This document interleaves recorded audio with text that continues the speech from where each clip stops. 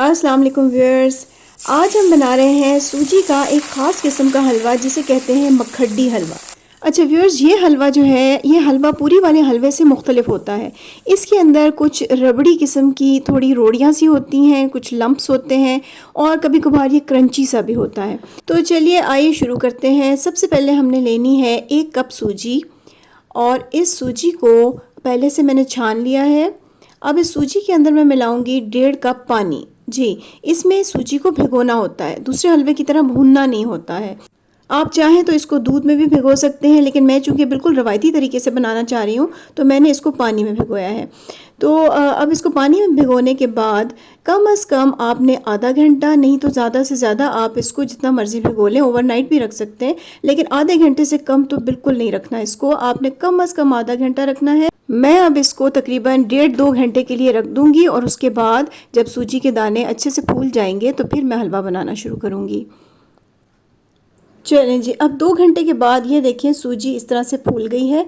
कोई एक्स्ट्रा पानी भी ज़्यादा नहीं है इस प्याले के अंदर, और अगर एक्स्ट्रा पानी आपको दिखाई दे तो बेशक आप उस पानी को ड्रेन भी कर सकते हैं, थोड़ा सा ऊपर से गिरा दें पानी।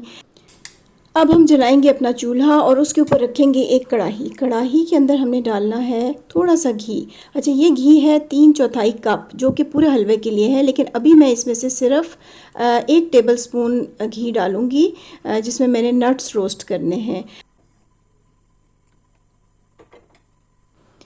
अच्छा, यहाँ पर मैं डाल रही हूँ बादाम और काजू। ये मैं पहले डाल दूँगी, बाकी चीज़ें बाद में डालूँगी क्योंकि इनको थोड़ा सा ज़्यादा टाइम लग जाता है रोस्ट होने में।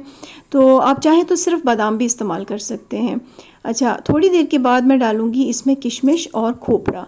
ये दोनों बहुत जल्दी रोस्ट हो जाते हैं, इसलिए इनको आपने बस क्विक थोड़ा सा ऐसे हिलाना है ऑयल के अंदर। जैसे ही किशमिश फूल जाए तो उसको मज़ीद नहीं पकाना, फ़ौरन आपने उसको निकाल लेना है इस सारे ड्राई फ्रूट को, क्योंकि अगर ज़रा सी भी ओवर कुक हो गई तो किशमिश कड़वी हो जाएगी और काली हो जाएगी। अब ये देखिए किशमिश मेरी फूली हुई है और मैं अब इसको फ़ौरन एक प्लेट में निकाल लूँगी। चलें जी, ये वही कढ़ाई वापस आ गई है, वही घी है इसके अंदर, नट्स मैंने निकाल लिए हैं। अब जो बाकी का घी था, 3/4 कप में से जो बाकी बचा था वो भी मैंने इसमें डाल दिया है।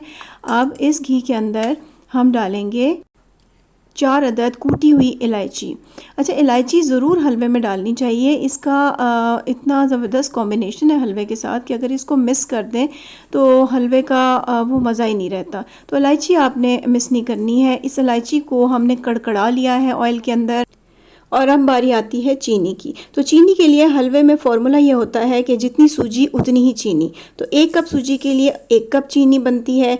मैंने वैसे थोड़ी डाली है क्योंकि मुझे ज़रा कम मीठा पसंद है, लेकिन आप फार्मूले के मुताबिक 1 कप सूजी हो तो 1 कप चीनी ही डालिएगा। अब इस चीनी को हमने इसके अंदर अच्छी तरह से भिगो दिया है ऑयल के अंदर। बहुत ज़्यादा चमचा हिलाने की ज़रूरत नहीं है, इसको आप थोड़ा सा मिक्स करके फिर छोड़ दें, क्योंकि हमने इस चीनी को पिघलाना है, यानी एक तरह से यूँ समझ लें कि इसको कैरामलाइज करना है। जैसे ही चीनी का कलर थोड़ा सा ब्राउन होने लगेगा तो हम चूल्हा बंद कर देंगे। ये देखिए, अब जब ब्राउन हो गया ये तो मैंने फ़ौरन चूल्हा बंद कर दिया। यहाँ पर चूल्हा आपने ऑन नहीं रखना क्योंकि चीनी आपकी फिर बिल्कुल काली हो जाएगी। चूल्हा बंद करके अब मैंने बल्कि चम्मच हिला के इस ऑयल को थोड़ा सा ठंडा करना है ताकि इसका टेम्परेचर नीचे आए ऑयल का, और चीनी की और ज़्यादा कुकिंग यहीं पे रुक जाए, मज़ीद कुक ना हो चीनी हमारी।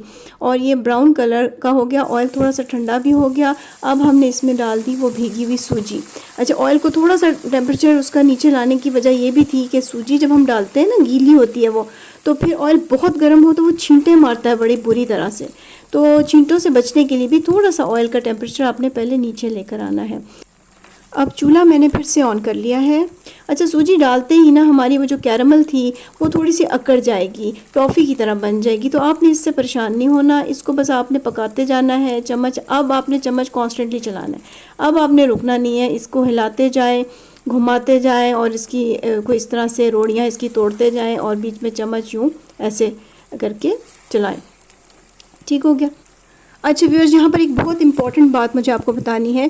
मैंने यहाँ पर नॉन स्टिक कढ़ाई इस्तेमाल की है, लेकिन अगर आप लोहे की या सिल्वर की कढ़ाई इस्तेमाल करेंगे तो ये हलवा उस कढ़ाई की बेस में चिपकेगा। आपने उसको साथ साथ खुरचते रहना है और इसी चिपकने की वजह से इसके अंदर बड़ा ज़बरदस्त सा अच्छा सा एक क्रंच भी आएगा। अच्छा व्यूअर्स, यहाँ पर एक बात मैं आपके साथ ज़रूर शेयर करना चाहती हूँ। मैंने कहीं पढ़ा था कि हमारे सूबा पंजाब का जो डिस्ट्रिक्ट अटक है उसमें एक इलाका है जिसका नाम है मखड। तो ये हलवा उस इलाके की निस्बत से मखड्डी हलवा कहलाया जाता है, क्योंकि इस हलवे का जो ओरिजिन है वो वहाँ से है। अगर आपको कुछ पता हो इस बारे में तो ज़रूर कमेंट्स में मुझे बताइएगा। अच्छा जी, अब ये हमने इसको पकाना है, तकरीबन इसमें लगेंगे हमें 10-12 मिनट। तो व्यूअर्स, जब तक मैं इस हलवे को पका रही हूँ, आपको अगर ये वीडियो पसंद आई है तो वीडियो को लाइक कर दीजिए, और अगर अभी तक आपने मेरे चैनल को सब्सक्राइब नहीं किया है तो सब्सक्राइब का बटन दबा दीजिए और साथ ही बेल आइकॉन भी क्लिक कर दीजिए, ताकि आपको मेरी हर नई रेसिपी सबसे पहले देखने को मिले। जी व्यूअर्स, ये हो गया हमारा हलवा रेडी। मैंने चूल्हा बिल्कुल अब आहिस्ता कर दिया है और अब वक्त है वो रोस्टेड नट्स बीच में शामिल करने का। नट्स डालने के बाद उनको अच्छी तरह से हलवे में मिक्स कर दें। चूल्हा बेशक आप बंद कर दें। और ये रहा हमारा सूजी का मखड्डी हलवा। अब हम इसको एक डिश में निकाल लेते हैं। तो ये देखें व्यूअर्स, कितना प्यारा इसका कलर है और बहुत ही मज़े की खुशबू भी आ रही है। और चूँकि ये हमारी एक रवायती डिश है तो मैं इसकी डेकोरेशन भी रवायती अंदाज़ में करूँगी। ये मैं इसके ऊपर लगा रही हूँ एक चांदी का वर्क, ताकि इसको देख के पता चले कि ये पाकिस्तान की एक ट्रेडिशनल डेज़र्ट है। मेरी इस वीडियो को आखिर तक देखने का बहुत शुक्रिया।